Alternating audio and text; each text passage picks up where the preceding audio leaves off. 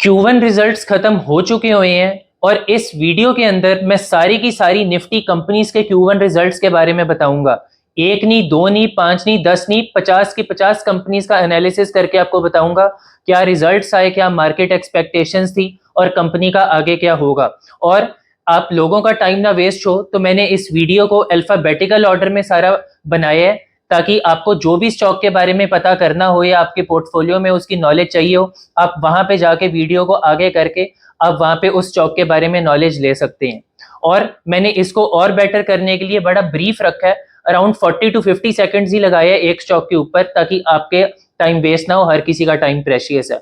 तो अब अगर मैं पॉइंट पे आऊं और अगर मैं रिजल्ट्स के बारे में बात करना शुरू करूं, सबसे पहला रिजल्ट अदानी एंटरप्राइज। अगर मैं रिजल्ट्स के बारे में बात करूं, रेवेन्यू 25,000 करोड़ से कम होकर 21,900 करोड़ आया है, जो कि बहुत बड़ा मिस है। प्रॉफिट 1700 करोड़ से कम होकर 900 करोड़ आया है। कंपनी 73 की पी पे चल रही है और 91,000 करोड़ का डेट है। रिजल्ट्स हर फ्रंट पे बहुत ज्यादा खराब है, मार्केट को भी बीट किया। और पर्सनली समहाउ मेरे को अदानी एंटरप्राइज एज सच कभी कंपनी अच्छी भी नहीं लगी। रिजल्ट्स भी वही बताते हैं, प्राइस टू अर्निंग जितनी हाई है, डेट जितना ऊंचा है, तो मेरे लिए अदानी एंटरप्राइज बहुत बड़ा मिस होएगा। Second company Adani ports. Ironically जितने खराब रिजल्ट्स अदानी एंटरप्राइज के आए, उतने अच्छे रिजल्ट्स अदानी पोर्ट के आए हैं। रेवेन्यू की अगर मैं बात करूं, 7500 करोड़ से बढ़ के 9100 करोड़, प्रॉफिट 3100 करोड़ से बढ़ के 3300 करोड़, सिर्फ 24 की पी पे मिल रहा है और इस वक्त अपने हाई से काफी नीचे मिल रहा है। और अदानी ग्रुप वैसे समहाउ मेरे को उतना अच्छा नहीं लगता, लेकिन अगर एक कंपनी जो मेरे को इस ग्रुप में अच्छी लगती है वो है अदानी पोर्ट्स, और जिस वैल्यूएशन पे है यहाँ पे मेरे व्यू के हिसाब से अच्छी बाय बन सकता है। Third stock Apollo hospitals. Earning season का मेरे हिसाब से one of the best results जो कि निफ्टी 50 में आया है वो अपोलो हॉस्पिटल्स का होएगा। रेवेन्यू 5000 करोड़ से बढ़ के 5800 करोड़, प्रॉफिट 316 करोड़ से बढ़ के 441 करोड़, 41 की पी है जो कि 71 की पी है जो कि एक्सपेंसिव आपको लगेगी, लेकिन जो हॉस्पिटल स्टॉक्स है इन सब की पी एक्सपेंसिव ही होती है। और आगे कंपनी ने बोला कि वो अपोलो फार्मेसी को 25,000 करोड़ की वैल्यूएशन पे आने वाले 2 साल के अंदर लिस्ट करेंगे, तो ये भी एक बहुत बड़ा पॉजिटिव है। और hospitals as a whole sector ही बहुत ज्यादा एक्सपैंड कर रहे हैं और ग्रोथ हो रही है, तो एक अच्छा स्टॉक है। अभी जरूर अपने लाइफ हाई पे पहुंच गया, अगर 5 से 6% की गिरावट आती है किसी वजह से तो और अच्छी बाय हो सकता है। एशियन पेंट्स, 3 साल हो चुके हैं, पूरी पेंट इंडस्ट्री ने अंडर परफॉर्म किया क्योंकि कंपटीशन बहुत बढ़ गया, और रिजल्ट्स में भी आपको वही दिखेगा। रेवेन्यू एकदम फ्लैट है, प्रॉफिट 1180 करोड़ से कम होके 1100 करोड़ पे आ गया है, और शेयर ने 3 साल परफॉर्म नहीं किया, ऊपर से 3500 वाला 2500 पे है, फिर भी 6300 की पी पे मिल रहा है। नीचे से जरूर 2100 से 2500 हो चुका हुआ है, लेकिन अभी भी जब तक कुछ दिखता नहीं है, मेरे लिए पर्सनली अवॉइड होएगा, क्योंकि ग्रोथ आगे अभी भी पता नहीं कब आए या ना आए। लेकिन इसके केस में पॉजिटिव क्या जा रहा है, क्रूड जो इनका मेन रॉ मटेरियल होता है वो इस वक्त बहुत ज्यादा नीचे है, आगे फेस्टिव सीजन भी है, तो ये दोनों पॉजिटिव्स हो सकते हैं। फिफ्थ स्टॉक होएगा एक्सिस बैंक। एक्सिस बैंक के मेरे हिसाब से पूरे प्राइवेट सेक्टर बैंक्स में सबसे खराब रिजल्ट्स आए। प्रॉफिट जो है 4% कम होके 6000 करोड़ से कम होके 5800 करोड़, जहां पे मार्केट का एस्टीमेट था 6300 करोड़ के प्रॉफिट का। नेट इंटरेस्ट इनकम जो कि बैंक्स का मेन चीज होती है, सिर्फ 1% की ग्रोथ। नेट इंटरेस्ट मार्जिन 4.05% से कम होके 3.80%। हर फ्रंट पे रिजल्ट बहुत खराब है, लेकिन जो इस बैंक के फेवर में जाती है चीज वो ये जाती है कि सबसे सस्ता है इस वक्त। बैंक्स को हम प्राइस टू अर्निंग पे नहीं देखते, बैंक्स को हम प्राइस टू बुक पे देखते हैं, और बड़े प्राइवेट सेक्टर बैंक्स में 1.9 की प्राइस टू बुक पे है जो कि चीपेस्ट है। वैल्यूएशन फेवर में है, लेकिन एक्सिस बैंक की जो ग्रोथ कमेंट्री भी है वो भी खराब है। वो यही कहते हैं कि 8 से 10% की ग्रोथ ही होएगी, और अगर इतनी कम ग्रोथ होएगी तो मैं तो यही कहूंगा कि आप एक्सिस बैंक की एफडी में पैसा रख लो बजाय कि एक्सिस बैंक के स्टॉक में, क्योंकि एटलीस्ट उसमें रिस्क तो नहीं है और स्टॉक में रिस्क है। Six stock Bajaj auto. Bajaj auto ने हर फ्रंट पे मार्केट एस्टिमेट्स को बीट किया, लेकिन समहाउ इसका प्राइस ऊपर जाके राजी नहीं है। मार्केट का एस्टिमेट था 2050 करोड़ का प्रॉफिट आएगा, प्रॉफिट आया 2200 करोड़ का, जिसमें 14% की ग्रोथ होती है। उसके बाद रेवेन्यू 10% अप गया है, मार्जिन जरूर 20% से कम होके 19.7% आए हैं, लेकिन रेवेन्यू हो प्रॉफिट हो हर फ्रंट पे बजाज ऑटो ने बीट किया है, और वो तब बीट किया है जबकि बजाज ऑटो की इस क्वार्टर में सेल्स कम हुई थी और उनकी कमेंट्री भी ये है कि सेकंड हाफ में सब कुछ पिकअप होगा। अगर सब कुछ खराब होने के बावजूद भी बजाज ऑटो बीट कर रहा है तो आगे जो इनकम टैक्स कट्स हुए हैं और बाकी गुड मॉनसून का इसको फायदा मिलना चाहिए, और जितना ऊपर से नीचे ये स्टॉक करेक्टेड है यहाँ पे एक अच्छी बाय बन सकता है। 7th stock Bajaj finance. Again Bajaj finance के results on the face of it आपको अच्छे दिखेंगे, लेकिन इन्होंने मार्केट को अंडर मतलब मार्केट की जो एक्सपेक्टेशंस थी उससे कम आए हैं। प्रॉफिट 22% अप, एनआईआई भी 22% अप, लेकिन दिक्कत थी मैनेजमेंट कमेंट्री में क्योंकि कॉस्ट ऑफ फंड्स ऊपर गए हैं और एसेट क्वालिटी खराब हुई है। एनपीए जो है ग्रॉस एनपीए 0.86 से बढ़ के 1.03% पे गए हैं। लेकिन बजाज फाइनेंस की भी कमेंट्री यही है कि सेकंड हाफ जो होएगा काफी अच्छा होएगा, अगला क्वार्टर में थोड़ी दिक्कत हो सकती है और स्टॉक ऊपर से कुछ 13 से 14% नीचे आ चुका हुआ है। तो पर्सनली मेरे को नहीं लगता बजाज फाइनेंस में यहाँ से कुछ ज्यादा खोने को है, यहाँ से ठीक बाय बन सकता है बजाज फाइनेंस। इसी की पीयर कंपनी बजाज फिनसर्व, इसकी होल्डिंग कंपनी, इसके बहुत ही शानदार रिजल्ट्स आए हैं। क्यों ये स्टॉक ऊपर से नीचे आया? मार्केट सेंटीमेंट्स की वजह से सिर्फ। Profit 30% up, income 12.5% up, market estimates को by far good margin beat की है। आगे इंश्योरेंस का भी जो इसका बिजनेस है वो बहुत अच्छा परफॉर्म कर रहा है, और आगे बात भी ये है कि इंश्योरेंस के अंदर जीएसटी कट होंगे जो कि अगेन इसका बेनिफिशियरी है। आपको बजाज फाइनेंस भी बजाज फिनसर्व के थ्रू मिल जाएगा क्योंकि होल्डिंग कंपनी है और ऊपर से नीचे आ चुका है। आगे ग्रोथ अच्छी होनी चाहिए बजाज फिनसर्व की, मेरे को लगता है ये एक अच्छा बाय हो सकता है। 9th stock Bharat electronics BEL, जो कि बहुत फेवरेट स्टॉक है रिटेलर्स का। रिजल्ट्स की अगर मैं बात करूं, प्रॉफिट 25% अप गया 969 करोड़ पे, जहां पे मार्केट का एस्टिमेट था सिर्फ 916 करोड़ का। रेवेन्यू 5% अप 4400 करोड़ पे, मार्केट एस्टिमेट को बहुत बाय फार मार्जिन बहुत ही ज्यादा कम आया। मार्केट का एस्टिमेट 4800 करोड़ का था लेकिन आया सिर्फ 4400 करोड़। और इसकी प्रॉफिट ज्यादा आने की वजह यह है मार्जिन जहां पे आया 28%, मार्केट का एस्टीमेट था सिर्फ 24% मार्जिन का। तो ऑपरेशनली रिजल्ट्स बहुत ही जबरदस्त हैं।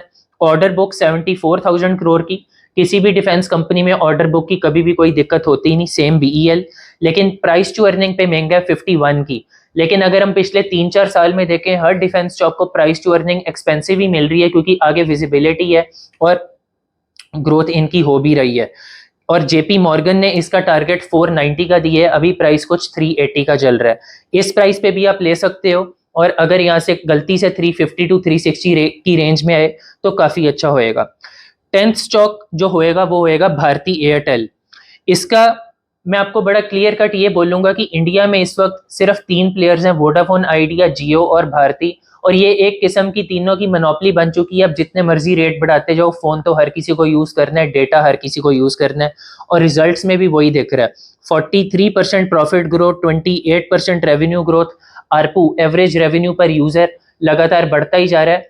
भारती इंडिया की 3rd बिगेस्ट कंपनी बन चुकी है मार्केट कैपिटलाइजेशन से।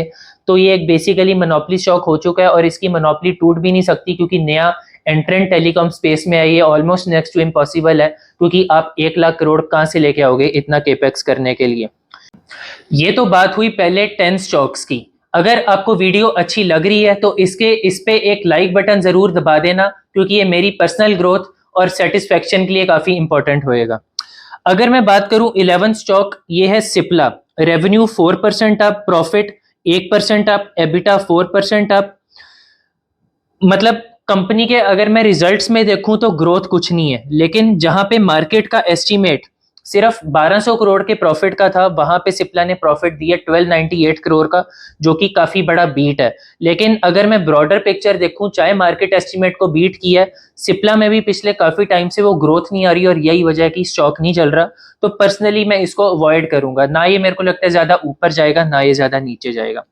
12th स्टॉक कोल इंडिया मेरे हिसाब से one of the worst results आए हैं इस पूरे अर्निंग सीजन के निफ्टी 50 के स्टॉक्स की अगर मैं बात करूं, और ये हर किसी को पता भी था कि खराब रिजल्ट्स आने हैं क्योंकि इस बारी गर्मी कम थी, पावर डिमांड कम थी। रिजल्ट्स की अगर मैं बात करूं, प्रॉफिट जो है 10,900 करोड़ से कम होके 8,700 करोड़ पे आ गया, 20% का डिक्लाइन। एबिटा 14% नीचे, रेवेन्यू 4.5% नीचे।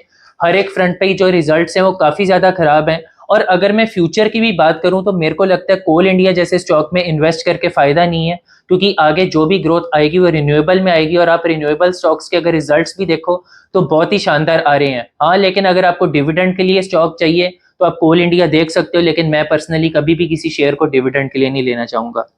13 स्टॉक होएगा डॉक्टर रेड्डी, जिसका रेवेन्यू 11% अप, प्रॉफिट 2% अप, और मार्जिन जो है वो डिक्लाइन हुआ है।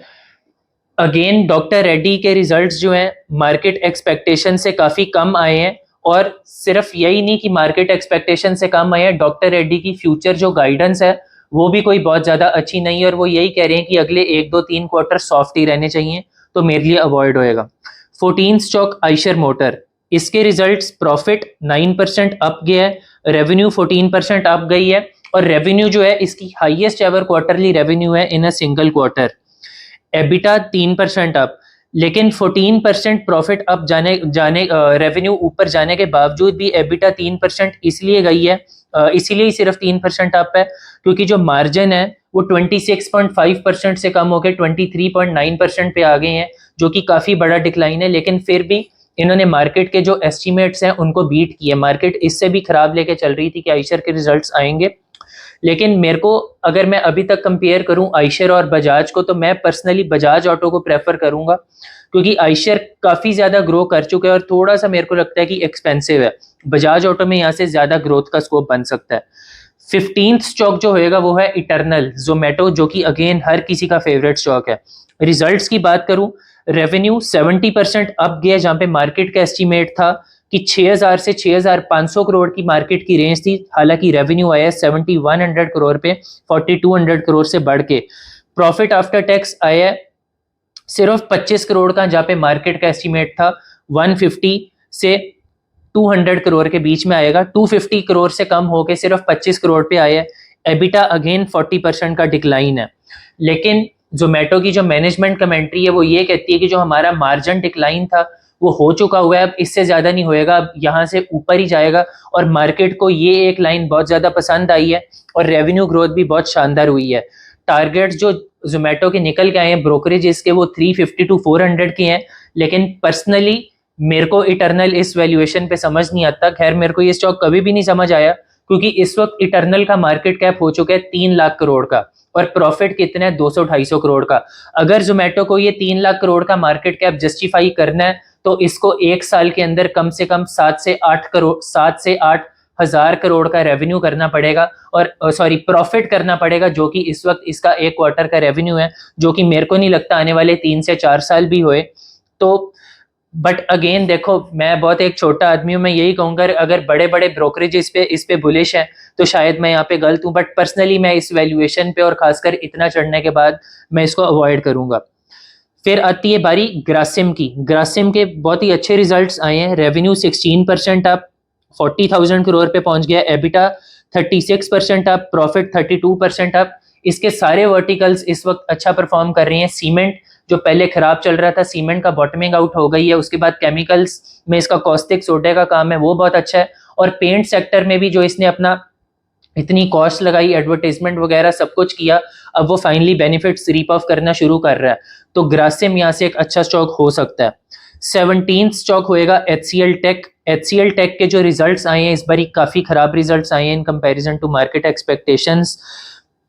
HCL टेक का जो रेवेन्यू अप हुआ है वो अप हुआ है 8% का, और कांस्टेंट करेंसी टर्म्स में 3.7% की ग्रोथ हुई है।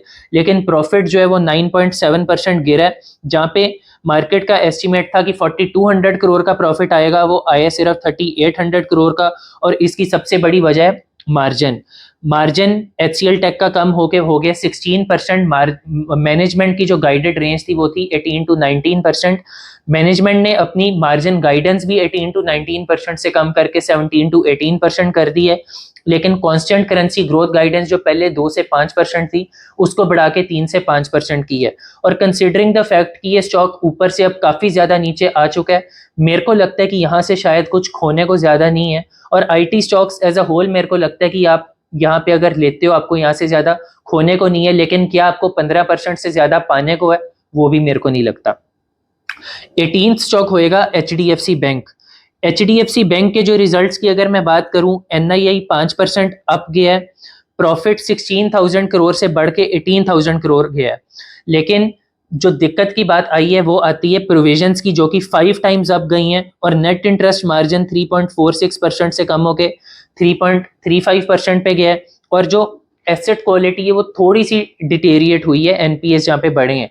लेकिन कंपनी ने बोनस रिकमेंड किया है, और कंपनी कहती है कि जो एचडीएफसी रिलेटेड मर्जर कॉस्ट थी वो अब सारी खत्म हो चुकी हुई हैं, और यहाँ से हम 15 से 16% की ग्रोथ करेंगे। और ब्रोकरेज को ये चीज़ पसंद आई है। और अगर आप वैसे भी देखोगे तो एचडीएफसी बैंक ने पिछले 4 से 5 साल में कुछ भी रिटर्न बना के नहीं दिया। अगर आपने नीचे लिया हो तो आपका जरूर पैसा बना है, लेकिन वैसे अगर मैं लंबी बात करूं तो कोई पैसा नहीं बना। तो मेरे को लगता है एचडीएफसी बैंक यहाँ पे एक सेफ्टी वाइज, जैसा कि मेरे को आईटी स्टॉक्स में लगता है, वो हो सकता है जहां पे आपको ना ज्यादा गिरावट मिले ना ज्यादा बम्पर। 19th स्टॉक जिसके बारे में मैं बात करूंगा वो है एचडीएफसी लाइफ। एचडीएफसी लाइफ का प्रॉफिट 478 करोड़ पे आया है, जो कि 14% अप है। लेकिन इंश्योरेंस स्टॉक्स में प्रॉफिट से ज्यादा बाकी मैट्रिक्स को देखा जाता है, जैसे कि नेट प्रीमियम जो कि 16% अप हुआ है, एपीई 12% अप गया, मार्केट शेयर 70 बेसिस पॉइंट से बढ़ के 12.1% पे गया है, और वीएनबी वैल्यू ऑफ न्यू बिजनेस वो 12.7% की ग्रोथ हुई है। रिजल्ट्स मार्केट के जो एस्टिमेट्स थे एस्टिमेट्स के साथ ही आए हैं, और 14-15% की ग्रोथ है, जो कि ठीक है। पर्सनली मेरे को लगता है कि यहाँ से इंश्योरेंस स्टॉक्स अच्छा करने चाहिए। जीएसटी की भी बात है, अल्टीमेटली कट्स आएंगे इंश्योरेंस सेक्टर के लिए, लेकिन मेरे को लाइफ से ज्यादा जनरल इंश्योरेंस बेटर लगता है। तो एचडीएफसी लाइफ मेरे लिए काइंड ऑफ ना ऊपर ना नीचे, मतलब सेम रेंज टाइप, 10% नीचे 10% ऊपर, कुछ ऐसा स्टॉक रहेगा।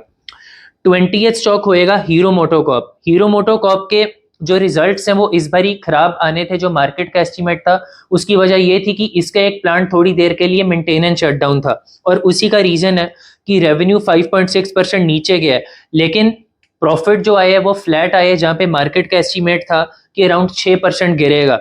मार्केट का एस्टिमेट था 1060 करोड़ का प्रॉफिट आएगा, और आया 1120 करोड़ का, जो कि काफी अच्छा है कंसिडरिंग कि प्लांट शटडाउन भी था और आगे मैनेजमेंट की कमेंट्री अच्छी है। लेकिन हीरो मोटो का स्टॉक नीचे से ऊपर भी जा चुका हुआ है।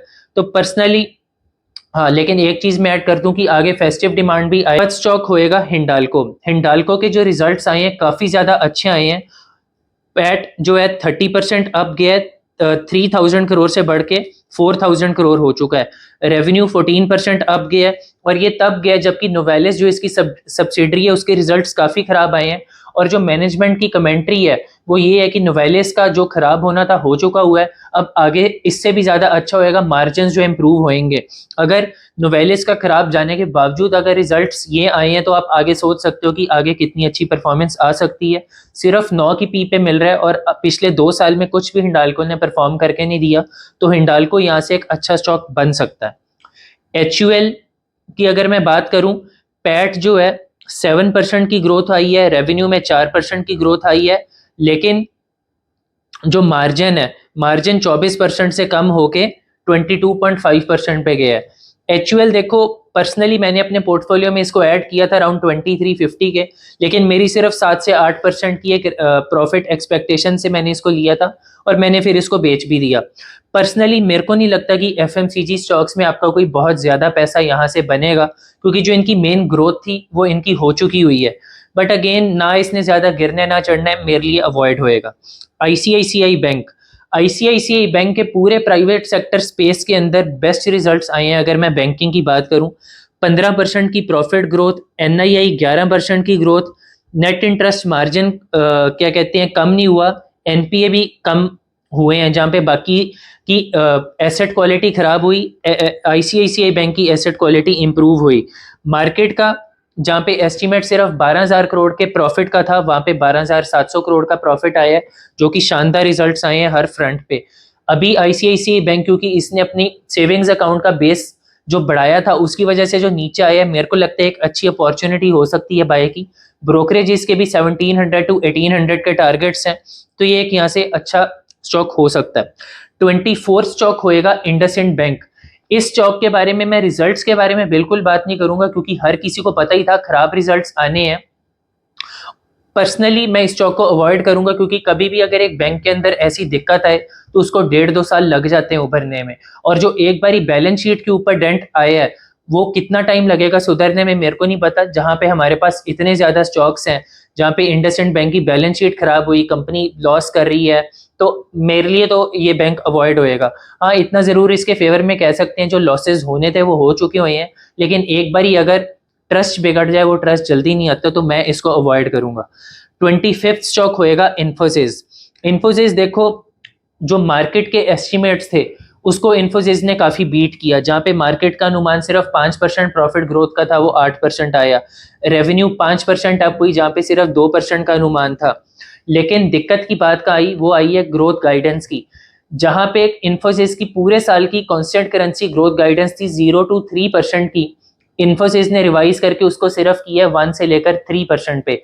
और मार्केट का क्या कहना है, उनका ये कहना है कि अगर आपने 2.5% की कांस्टेंट करेंसी ग्रोथ पहले क्वार्टर में ही दे दी, इसका मतलब आप पूरे साल के लिए सिर्फ 0.5% की ग्रोथ एस्टिमेट कर रहे हो, या मे बी यहां से भी 1% डिक्लाइन। तो मार्केट को ये चीज बिल्कुल नहीं पसंद आई कि इन्फोसिस ने अपना upper band of the guidance क्यों नहीं रिवाइज किया। लेकिन अब मेरे को लगता है ये हर चीज प्राइस जेन है।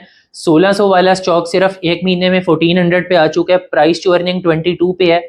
मेरे को नहीं लगता यहाँ से खोने को कुछ है। तो ये तो बात हुई पहले 25 स्टॉक्स की। होपफुली आपको ये अभी तक काफी वीडियो अच्छी लग रही होगी, और अगर आपने अभी तक भी लाइक बटन नहीं दबाया तो एक लाइक बटन जरूर दबा दें, क्योंकि मेरे को भी ये कंटेंट बनाने में बहुत ज्यादा एफर्ट और मेहनत लगती है। स्टॉक की अगर मैं बात करूं तो ये आता है आईटीसी। अगेन रिजल्ट्स में कुछ भी खास नहीं है, प्रॉफिट 3% अप, रेवेन्यू 19% अप किया है, लेकिन एबिटा मार्जिन जो है 35% से कम होके 31% पे आ गया। और यही रीजन है कि जो प्रॉफिट है उसमें सिर्फ 3% की ही ग्रोथ आई है। और अब आगे जो बात ये आ रही है कि सिगरेट वगैरह के ऊपर, सिन गुड्स के ऊपर जीएसटी जो है बहुत ज्यादा बढ़ने वाला है, और जो इसका मेन वर्टिकल जिसमें ग्रोथ थी आईटीसी होटल्स, वो इससे डीमर्ज हो चुका हुआ है। तो पर्सनली आईटीसी को मैं अवॉइड करूंगा। 27th स्टॉक जो होएगा वो होएगा जियो फाइनेंस, जिसमें अगेन हर किसी का बहुत ही ज्यादा इंटरेस्ट है। अगर मैं रिजल्ट्स की बात करूं, प्रॉफिट फ्लैट आया है, 325 करोड़ वाला 325 करोड़ पे ही है। लेकिन मेन जो इसमें चीज देखने वाली है वो है इसके इंटरनल्स। रेवेन्यू 46% अप गया, 458 करोड़ से बढ़ के 612 crore. NII net interest income 52% up गई है। और एयूएम एसेट अंडर मैनेजमेंट जो है उसमें शानदार ग्रोथ हुई है। जो पहले पिछले साल सिर्फ 217 करोड़ का था, अब वो बढ़ के 11,600 करोड़ का हो गया है। जो ब्लैक रॉक और जियो फाइनेंस का आपस में जेवी हुआ है, उसकी वजह से एयूएम बढ़ा, जो इन्होंने डेट फंड रिलीज किया था। और जियो पेमेंट्स बैंक जो कि एसबीआई से इन्होंने एक्वायर करके अब इनकी 100% सब्सिडरी बन चुकी हुई है, उसमें भी जो आगे ग्रोथ आएगी, क्योंकि 2.58 मिलियन कस्टमर्स ऑलरेडी हो चुके हुए हैं। तो जियो फाइनेंस के ऊपर अगर आपको चांस लेना है, आपको 6 महीने 1 साल का नहीं लेना, आपको 3 से 4 साल 5 साल का लेना है। यहाँ से ये स्टॉक काफी अच्छा रिटर्न बना के दे सकते हैं आपको। यहाँ पे भी आप ले सकते हो, अगर यहाँ से 10-15% की करेक्शन आए तो वहां पे और ज्यादा अच्छी बाय होएगी। 28th स्टॉक जो होएगा वो है जेएसडब्ल्यू स्टील। अगर आप इसके रिजल्ट्स देखोगे तो आपको लगेगा कि वाओ क्या शानदार रिजल्ट्स आए हैं। प्रॉफिट 158% अप गया है, लेकिन मार्केट का एस्टिमेट भी यही था कि 150% प्रॉफिट ऊपर जाएगा। और ये कंपनी आज से 2 साल पहले 5 से 6 हजार करोड़ का प्रॉफिट करने लग गई थी एक क्वार्टर में, जो कि अभी भी सिर्फ 2100 करोड़ का ही है। तो स्टॉक लेकिन लाइफ हाई पे है, ऑलमोस्ट सब कुछ इसके प्राइस के अंदर है। मेरे को लगता है कि आप इसको यहाँ पे अवॉइड कर सकते हो। 29th स्टॉक होएगा कोटक महिंद्रा बैंक। वीडियो की स्टार्टिंग में जब मैंने एक्सिस बैंक की बात की थी तो मैंने आपको बोला था कि एक्सिस के शायद प्राइवेट सेक्टर स्पेस में सबसे खराब रिजल्ट्स आए हैं, लेकिन मेरे को लगता है कोटक के शायद उससे भी खराब हो। प्रॉफिट जो है कोटक बैंक का 7% नीचे गया है, एनआईआई 6% ऊपर गई है। प्रोविजंस 109% का स्पाइक, इतनी ज्यादा ऊपर गई हैं। जहां पे मार्केट का एस्टीमेट प्रॉफिट्स का 3500 करोड़ का था, इसने सिर्फ 3200 करोड़ का दिया। नेट इंटरेस्ट मार्जिन 5% से कम होके 4.65%, और कासा रेशो भी 43% से कम होके 40% पे आ चुकी है। हर फ्रंट पे रिजल्ट्स बहुत ही खराब, और यही एक रीजन है कि स्टॉक ऊपर से नीचे भी आया। लेकिन कोटक महिंद्रा के केस में मैं आपको एक चीज बोल दूं, आरबीआई ने इसके ऊपर क्रेडिट कार्ड के ऊपर बैन लगाया था, न्यू बिजनेस न्यू क्लाइंट्स नहीं जोड़ सकते, वो बैन हट चुका हुआ है। और इसका जो इम्पैक्ट है वो अब आपको इस क्वार्टर से बेनिफिट अच्छा आना शुरू हो जाएगा। और वैल्यूएशंस अगेन कोटक ने पिछले 3-4-5 साल के अंदर कुछ भी नहीं किया, वैल्यूएशंस अब अच्छी हो चुकी हुई हैं और रेवेन्यू ग्रोथ इसकी अच्छी हो रही है। तो यहाँ पे कंसिडरिंग द फैक्ट ये नीचे आ चुके हैं और आरबीआई की रिस्ट्रिक्शंस हट चुकी हैं, यहाँ पे मेरे को लगता है एक सेफ बाय यहाँ पे स्टॉक जिसके बारे में बात करूंगा वो है L&T। L&T मेरे हिसाब से अगेन इस अर्निंग सीजन का one of the out performer है, बहुत ही शानदार रिजल्ट्स आए हैं, हर फ्रंट पे मार्केट को बहुत बुरी तरह बीट किया है। प्रॉफिट 30% अप गया है 3600 करोड़ पे, जहाँ पे मार्केट का एस्टिमेट सिर्फ 3400 करोड़ का था। रेवेन्यू 16% ऊपर गई है, ऑर्डर इनफ्लो 93,000 करोड़ पे 33% ऊपर गया। ऑर्डर बुक 6,12,000 करोड़ पे पहुंच चुकी है, 6% क्यू ऑन क्यू बढ़ी है, जहां पे मार्केट को उम्मीद बिल्कुल भी नहीं थी क्योंकि मिडल ईस्ट में टेंशंस थी। तो हर फ्रंट पे अगर मैं L&T का रिजल्ट देखूं तो बहुत ही शानदार। 31 स्टॉक जो होएगा वो होएगा M&M। इसके बारे में मैं देखो आपको प्रॉफिट क्या अप गया, रेवेन्यू क्या अप गया, कुछ भी नहीं बोलूंगा। टारगेट हर ब्रोकरेज फर्म के इसके 3800 से लेकर 4000 पे हैं, शेयर प्राइस चल रहा है 3200 पे। एक इकलौता ऑटो स्टॉक कार मेकर जो लगातार ग्रो कर रहा है और शानदार ग्रो कर रहा है, profit up, revenue up, margin up, हर फ्रंट पे रिजल्ट्स बहुत ही शानदार। अगर ऑटो स्पेस में मेरे को एक स्टॉक 4 व्हीलर्स में पिक करना होएगा तो वो M&M होएगा, और इन बोनस के तौर पे अगर एक स्टॉक 2 व्हीलर्स में पिक करना होएगा तो वो TVS होएगा। बजाज ऑटो को भी आप देख सकते हो कंसीडरिंग द वैल्यूएशंस, लेकिन M&M के बहुत ही शानदार रिजल्ट्स हैं, ब्रोकरेज का बहुत शानदार व्यू, प्रॉफिट ग्रोथ लगातार हो रही है, रेवेन्यू ग्रोथ लगातार हो रही है। 32nd स्टॉक जिसके बारे में मैं बात करूंगा वो है मारुति सुजुकी। अगेन इसके रिजल्ट्स देखें, कुछ भी खास नहीं है, सिर्फ 0.9% की प्रॉफिट ग्रोथ है, रेवेन्यू 9% अप हुई है, लेकिन जो मार्जिन है वो 12.7% से डिक्लाइन करके 10.4% चला गया है। अगेन मैं यही चीज बोलूंगा, अगर आपको 4 व्हीलर में जाना है तो M&M मेरे को लगता है बहुत अच्छा है। मारुति का अगर आप प्राइस भी देखोगे 4-5 साल से कोई ग्रोथ नहीं है, कंपनी पहले ही 2 लाख गाड़ियां बेच रही है, मेरे को नहीं लगता ग्रोथ का ज्यादा स्कोप है। 33rd stock Nestle India, again बहुत ही खराब रिजल्ट्स, प्रॉफिट 13% डाउन, रेवेन्यू 6% जरूर अप गया है, लेकिन मार्जिन 23% से गिर के 21%। आगे भी FMCG स्टॉक्स में मेरे को नहीं लगता कुछ ज्यादा खास हो। अब बात आती है NTPC की। NTPC अगेन पावर स्टॉक, सबको ही पता था रिजल्ट्स खराब आएंगे क्योंकि गर्मी इस पर ही कम पड़ी और सेम, लेकिन NTPC रेवेन्यू 4% जरूर डिक्लाइन गया है, लेकिन प्रॉफिट जो है 11% अप गया क्योंकि एक वन ऑफ की वजह से।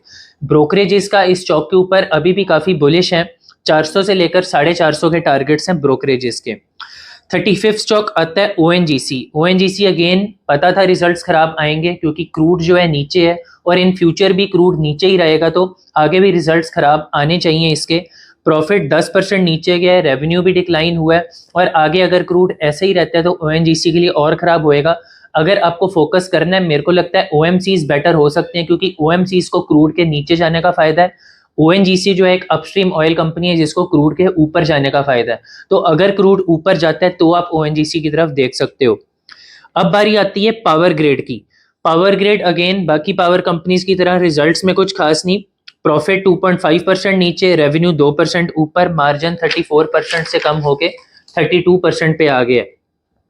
तो कुछ ज्यादा पावर ग्रिड, खैर वैसे भी थोड़ा सा स्लो मूविंग स्टॉक है तो अवॉइड कर सकते हो आप पावर ग्रिड को। 37 स्टॉक मार्केट का सबसे बड़ा दिग्गज रिलायंस इंडस्ट्रीज। रिलायंस इंडस्ट्रीज का अगर आप ऊपर से रिजल्ट देखोगे आपको लगेगा जबरदस्त रिजल्ट, प्रॉफिट 78% ऊपर गया, जहां पे मार्केट का एस्टीमेट सिर्फ 22,000 करोड़ का था, प्रॉफिट आया 26,990 करोड़ का। लेकिन इसके अंदर एक कैच है, इसमें 8,000 करोड़ की एक वन ऑफ इनकम है, अगर हम उसको हटा दें तो रिजल्ट्स उतने अच्छे नहीं थे। लेकिन कंपनी की मैनेजमेंट कमेंट्री बड़ी सॉलिड है और कंपनी कहती है कि हम 4 से 5 साल के अंदर अपना बिजनेस को डबल करेंगे। रेवेन्यू 6% ऊपर गया और रिटेल बिजनेस और टेलीकॉम बिजनेस दोनों ही बहुत अच्छा परफॉर्म करके दिए हैं। तो अगर आपका फ्यूचर का आउटलुक है, कंसिडरिंग रिलायंस अब ऊपर से काफी नीचे आ चुका हुआ है, तो यहाँ पे एक अच्छा स्टॉक बन सकता है। 38 स्टॉक जिसके बारे में मैं बात करूंगा वो है SBI life. Again HDFC life की तरह इसके रिजल्ट्स भी अच्छे आए हैं, profit 14% up, net premium 14% up, VNB 12% up और VNB मार्जिन भी ऊपर गए हैं 27% अप। तो रिजल्ट्स इसके ठीक आए हैं और ब्रोकरेजेस का भी थम्स अप है। 39th स्टॉक होएगा SBI। इंडिया का सबसे बड़ा पीएसयू सेक्टर बैंक। इसके रिजल्ट्स अगर हम देखें मिक्स्ड हैं, कुछ एक चीज़ें बीट हैं, कुछ एक चीज़ें मिस हैं। प्रॉफिट जो है वो 12% अप किया है, लेकिन एनआईआई एकदम फ्लैट है, पूरे साल में zero growth. Net interest margin 3.30 से कम होके 3.02। अदर इनकम, मेन जो प्रॉफिट अप गया वो अदर इनकम की वजह से अप गया, जो कि 55% अप होके 17,300 करोड़ पे जा चुकी है। मतलब मेन जो बैंक का कोर बिजनेस है उसमें ग्रोथ नहीं, लेकिन अदर इनकम में ग्रोथ है। Advances 11% up, deposits 11% up. मेरे को लगता है एक रेंज बाउंड स्टॉक रहेगा, ना ज्यादा नीचे ना ज्यादा ऊपर, 10% नीचे 10% ऊपर, कुछ ऐसा स्टॉक ही रह सकता है। 40th स्टॉक जिसके बारे में मैं बात करूंगा वो है श्रीराम फाइनेंस। श्रीराम फाइनेंस इस वक्त अगर हम वैल्यूएशन मैट्रिक्स पे देखें तो बहुत ही ज्यादा चीप है। अगर मैं रिजल्ट्स की बात करूं, प्रॉफिट 9% ऊपर गया है, एनपीएस जो है वो इम्प्रूव हुए हैं, एनआईआई 12.6% ऊपर गई है, एसेट अंडर मैनेजमेंट एयूएम 16% ऊपर गया है, एनपीएस भी जो है वो इम्प्रूव हुए हैं। तो अगर मैं श्रीराम फाइनेंस की वैल्यूएशंस प्लस रिजल्ट्स देखूं तो मेरे को ठीक लगते हैं, और आगे एनबीएफसीज पे काफ़ी लोग, काफ़ी ब्रोकर्स बुलिश भी हैं कि अच्छा होना चाहिए, कंसिडरिंग ये ऊपर से कुछ 20-25% नीचे है, यहाँ पे एक ठीक बाय बन सकती है। तो ये तो बात हुई पहले 40 स्टॉक्स की। अब रह गए हैं अगले 10 स्टॉक्स। और अगर आप वीडियो पे यहाँ तक पहुंच चुके हो तो मैं अगेन, अगर आपने लाइक नहीं किया, एक लाइक बटन जरूर दबा दें। अगर आपने चैनल सब्सक्राइब नहीं किया तो सब्सक्राइब भी कर दें। और मैं ऐसा कंटेंट, मेरे को नहीं लगता यूट्यूब पे आपको कहीं भी मिलेगा जहाँ पे इतना इन डेप्थ एनालिसिस और इतनी डिटेल्ड वीडियो हो। तो आप बाकियों को भी मेरा चैनल शेयर करें अगर आपको कंटेंट पसंद आ रहा है तो। 41st स्टॉक जिसके बारे में मैं बात करूंगा वो है सन फार्मा। सन फार्मा के अगर हम रिजल्ट्स देखें तो प्रॉफिट आफ्टर टैक्स गया 21% डाउन, लेकिन इसमें एक वन ऑफ था। अगर हम एडजस्टेड पैट देखें तो वो 6% ऊपर गया। रेवेन्यू 9% का इंक्रीज है और एबिटा 19% का इंक्रीज है। मार्जिन जो है 28% से बढ़ के 31% पे जा चुके हैं। लेकिन जो इसका स्टॉक प्राइस है वो नीचे इसलिए आया है क्योंकि इसकी एक ड्रग है जो कि बंद हो चुकी हुई है, और उसका इम्पैक्ट सिर्फ एक क्वार्टर तक नहीं, आगे तक भी रहेगा, क्योंकि उसका रेवेन्यू जो पहले आता था अब वो नहीं आएगा। तो अब इसके आगे कौन सी ड्रग अप्रूवल्स आती हैं, कैसे होता है, ये आगे देखने वाली बात होएगी। अभी कुछ भी कहना इसके बारे में मुश्किल है। तो सन फार्मा को फॉर द टाइम बिंग मैं वेट एंड वॉच की लिस्ट में रखना प्रेफर करूंगा। अब स्टॉक्स हैं वो चारों के चारों टाटा ग्रुप के स्टॉक्स हैं। और 42nd स्टॉक जो है वो है टीसीएस। इसके रिजल्ट्स अगर हम देखें, कुछ भी इसके अंदर खास नहीं, profit flat, revenue flat, margin में कुछ नहीं, आगे गाइडेंस भी मैनेजमेंट की तरफ से कोई बहुत ज़्यादा ऑप्टिमिस्टिक नहीं। और यही एक रीज़न है कि मार्केट ने इस स्टॉक को इतना ज़्यादा पनिश भी किया है। लेकिन क्या यहाँ से कुछ इसके अंदर खोने को है? मेरे को नहीं लगता। अगर आपका यहाँ से एक आप व्यू बना के चलो कि आपको पता है कि यहाँ से कुछ खोने को नहीं है, तो यहाँ से आपका टीसीएस या बाकी आईटी स्टॉक्स में ठीक पैसा बन सकता है। मेरे को नहीं पता बने या ना बने, लेकिन मेरे को लगता है कि यहाँ पे आप कॉन्ट्रा बेट ले सकते हो। फिर अब बारी आती है टाटा कंज्यूमर प्रोडक्ट्स की। अगेन हम इसके रिजल्ट्स देखें, प्रॉफिट जो है वो 15% ऊपर गया है, 334 करोड़ पे आया, लेकिन मार्केट का एस्टिमेट इससे भी ज़्यादा था, 355 करोड़ का। रेवेन्यू 10% ऊपर गया है, एबिटा भी जो है वो थोड़ा सा ऊपर गया, लेकिन हर फ्रंट पे मार्केट को टाटा कंज्यूमर प्रोडक्ट्स ने मिस किया, रिजल्ट्स जो हैं अच्छे नहीं आए। अब बारी आती है टाटा मोटर की। अगेन रिटेल फेवरेट स्टॉक, और बहुत ज़्यादा लोगों ने इसके अंदर अपना पैसा गवाया है। अगर मैं रिजल्ट्स की बात करूं, प्रॉफिट इसका 63% डिक्लाइन हो गया ईयर ऑन ईयर। रेवेन्यू जो है वो 2.5% डिक्लाइन हुई है। मार्जिन जो है वो 10.5% से कम होके 9.2% पे आया है। लेकिन जो इसके रिजल्ट्स आए हैं वो हर फ्रंट पे इन्होंने मार्केट को बीट किया है। जहाँ पे मार्केट का एस्टिमेट 3400 करोड़ का था, प्रॉफिट आया 3900 करोड़ का। रेवेन्यू का 1 लाख करोड़ का एस्टिमेट था और रेवेन्यू आई है 1,03,000 करोड़।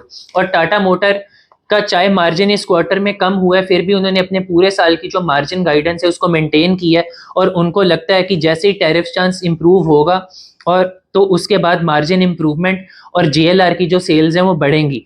पर्सनली मेरे को नहीं लगता कि, मेरे को लगता है कि टाटा मोटर का जो वर्स्ट है वो शायद हो चुका हुआ है, यहाँ से ज़्यादा गिरने को नहीं है। लेकिन अपसाइड पोटेंशियल जो है वो अपने को देखना पड़ेगा कि टैरिफ चांस कैसे पैन आउट होता है, उसके बाद चाइना की क्या है। एक्चुअली ये बहुत डिवर्सिफाइड स्टॉक है, इसका बिजनेस चाइना में भी है, यूरोप में भी है, इंडिया में भी है, यूएस में भी है, बड़ा सिक्लिकल सा स्टॉक है। तो अगर एक जियोग्राफी भी खराब करे तो शेयर का काफ़ी खराब हो जाता है। तो पर्सनली मैं इसको अवॉइड करूंगा और मैं एमएनएम को ही प्रेफर करूंगा।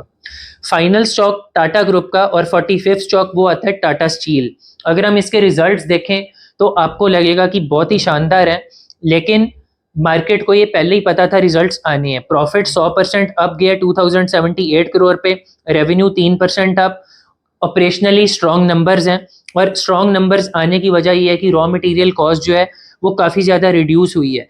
इस रिजल्ट्स के अंदर अगर एक फाइन प्रिंट में चीज़ देखनी हो जो कि काफ़ी अच्छी है, वो ये है कि इस क्वार्टर के अंदर मेंटेनेंस शटडाउन थे टाटा स्टील के यूरोप के अंदर, और मेंटेनेंस शटडाउन होने के बावजूद भी अगर रेवेन्यू 3% अप और प्रॉफिट में इतनी ग्रोथ है, तो आगे जब प्लांट्स दोबारा फुली ऑपरेशनल हो जाएंगे तो आगे और ग्रोथ होनी चाहिए। लेकिन आपको अगेन इसमें भी टैरिफ चांस देखना होगा, क्योंकि इसका यूएस और यूरोप में काफ़ी ज़्यादा काम है।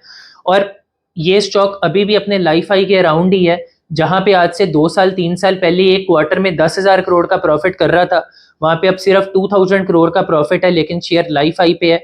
तो इस रीजन से मैं इस स्टॉक को भी अवॉइड करना चाहूंगा। 46 स्टॉक जिसके बारे में मैं बात करूंगा वो है टेक महिंद्रा। अगर मैं इसकी बात करूं, अगेन बाकी आईटी स्टॉक्स की तरह कुछ खास नहीं रिजल्ट्स में। 2% की सिर्फ रेवेन्यू ग्रोथ है, 13,400 करोड़ पे आया है। प्रॉफिट 1140 करोड़ पे आया, जहाँ पे मार्केट का एस्टीमेट था 1200 करोड़ का, काफ़ी बड़ा मिस है। मार्जिन्स भी जो हैं वो भी कॉन्ट्रैक्ट हुए हैं, हर फ्रंट पे रिजल्ट्स जो हैं खराब ही हैं। तो जहाँ पे टीसीएस इन्फोसिस इतना करेक्ट हो चुकी है और उनकी पी 22 की है, मैं टेक महिंद्रा को 31 32 की पी पे लेना प्रेफर नहीं करूंगा फॉर दिस रीजन की वैल्यूएशन पे एक्सपेंसिव है। जहाँ पे उनकी ग्रोथ नहीं, जहाँ पे टेक महिंद्रा की ग्रोथ नहीं, तो मैं सस्ती प्राइस टू अर्निंग वाले स्टॉक को लेना ज़्यादा प्रेफर करूंगा। 47th स्टॉक अगेन एक टाटा कंपनी टाइटन। इसके रिजल्ट्स देखें, बहुत शानदार रिजल्ट्स, मार्केट को हर फ्रंट पे बीट किया है। 24% की रेवेन्यू ग्रोथ आई है। उसके बाद प्रॉफिट जो है 52% अप गया है, जहां पे मार्केट का एस्टीमेट सिर्फ 937 करोड़ के प्रॉफिट का था, प्रॉफिट आया 1090 करोड़ का। एबिटा 42% अप गया, जहां पे मार्केट का एस्टीमेट सिर्फ 1530 करोड़ का था, एबिटा आया 1800 करोड़ का। और आगे फेस्टिव सीजन भी आ रहा है, फेस्टिव डिमांड आएगी, उसके बाद शादियां आएंगी, तो मेरे को लगता है यहाँ से टाइटन ठीक होना चाहिए। 7वां स्टॉक अगेन जो कि टाटा कंपनी है वो है ट्रेंट। इसके रिजल्ट्स के बारे में मैं ना बात करके इसके ब्रॉडर में बात करना चाहूँगा, वो ये है कि ट्रेंट ने पिछले 3-4 साल लगातार 50-60% की ग्रोथ की है, और अब ट्रेंट की मैनेजमेंट कहती है कि हम सिर्फ 20-22% की ग्रोथ करेंगे। अब ट्रेंट के रिजल्ट से ज़्यादा ट्रेंट की कमेंट्री ज़्यादा इंपॉर्टेंट हो जाती है। रिजल्ट्स में जो कंपनी ने बोला था हम 20-22% की ग्रोथ करेंगे, वैसी ही ग्रोथ आई है। लेकिन अगर आप सीधा 60% से गिर के 20-22% पे आ जाओगे, तो शेयर प्राइस जो कि 100 से ऊपर की पी पे है, उसका भी यहाँ से ऊपर जाना मुश्किल हो जाएगा। हाँ, क्योंकि टाटा कंपनी अभी भी 20-22% की ग्रोथ है। आगे फेस्टिव सीजन आ रहा है, शादियों का सीजन आएगा, हो सकता है कि ट्रेंड यहाँ से ना गिरे, लेकिन क्या चढ़ेगा वो भी एक क्वेश्चन मार्क है। मेरे व्यू में ट्रेंड अगेन एक रेंज बाउंड स्टॉक रहेगा, ±10% वाला हो सकता है। 49th स्टॉक जिसके बारे में मैं बात करूंगा वो है अल्ट्राटेक सीमेंट। अल्ट्राटेक सीमेंट्स के बहुत ही शानदार रिजल्ट्स आए हैं, लेकिन ये प्राइस के अंदर था, क्योंकि अल्ट्राटेक ऑलरेडी लाइफ हाई के ऊपर है। 49% प्रॉफिट ऊपर गया है, रेवेन्यू 13% ऊपर गया है। रेवेन्यू का अनुमान मार्केट का सिर्फ 20,000 करोड़ का था, और वो 21,200 करोड़ आए हैं। मार्जिन्स के अंदर भी एक बहुत शानदार बीट है, और रिजल्ट्स ओवरऑल बहुत अच्छे हैं, लेकिन मार्केट को पता था अब मॉनसून के अंदर यूजुअली सीमेंट की डिमांड कम हो जाती है। तो मेरे को लगता है अल्ट्राटेक भी अगेन ट्रेंड टाइप सीन होना चाहिए, गिव और टेक ±10% रेंज बाउंड रहना चाहिए। फाइनल स्टॉक जो आता है वो है विप्रो। विप्रो के अगर मैं रिजल्ट्स की बात करूं, ईयर ऑन ईयर प्रॉफिट 11% ऊपर गया, जहां पे मार्केट का एस्टीमेट सिर्फ 3200 करोड़ का था, प्रॉफिट आया 3300 करोड़ का। रेवेन्यू जो है वो सिर्फ 0.8% ऊपर गया है, मार्जिन्स जो है वो 80 बेसिस पॉइंट ऊपर जाके 17.3% पे जाते हैं। लेकिन विप्रो की जो अच्छी चीज रिजल्ट्स के अंदर वो ये है कि इसका फ्यूचर आउटलुक, इसकी जो बुकिंग्स हैं वो 3.3 बिलियन से बढ़ के 5 बिलियन हो गई हैं एक साल के अंदर अंदर ही। और जिस वैल्यूएशन पे अगेन विप्रो चल रहा है, यहाँ से खोने को मेरे को लगता नहीं है कि कुछ ज्यादा है। तो विप्रो भी यहाँ से एक ठीक स्टॉक हो सकता है। तो मैंने आपको सारे 50 निफ्टी स्टॉक्स का इन डिटेल आपको बताया, क्या उनके रिजल्ट्स आए, मार्केट एक्सपेक्टेशंस क्या थी, उसके बाद आगे फ्यूचर में कैसा हो सकता है। होपफुली आपको ये वीडियो काफ़ी अच्छी लगी होगी, और अगर आपने लाइक बटन नहीं दबाया, एक लाइक बटन भी ज़रूर दबा दें, और मैं ऐसे ही आपके लिए कंटेंट बनाता रहूँगा। मेरी भी काफ़ी मेहनत लगती है ऐसा कंटेंट बनाने में, लेकिन पर्सनली ये सिर्फ आपको ही फ़ायदा नहीं है। अगर मैं इतनी डिटेल में स्टडी कर रहा हूँ, ये मेरे को फ़ायदा है, और मेरे फ़ायदे से अल्टीमेटली मेरे को है कि मैं जितनी ज़्यादा हो सके आपको तक अपनी नॉलेज पहुँचा सकूँ, जिससे आपको फ़ायदा हो। तो आपको अगर मेरा कंटेंट अच्छा लग रहा है, मेरा पेज अच्छा लग रहा है, इसको आप बाकियों को भी शेयर करें। अगर आपने सब्सक्राइब नहीं किया तो चैनल सब्सक्राइब ज़रूर कर लें। Thank you.